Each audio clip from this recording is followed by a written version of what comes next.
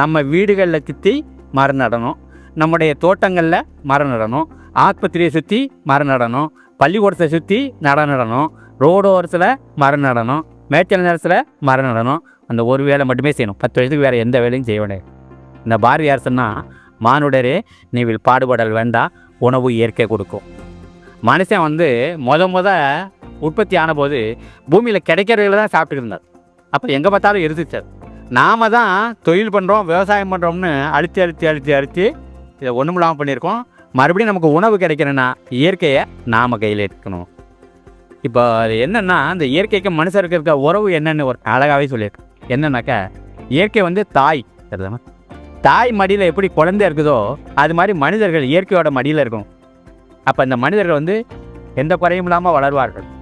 தாயை வத்தல் போட்டு அதுக்கப்புறம் புள்ள பெரியாளா பயில்வான் ஆவான்னு நினச்சா அதை போல் முட்டாள்தனம் வளர்த்து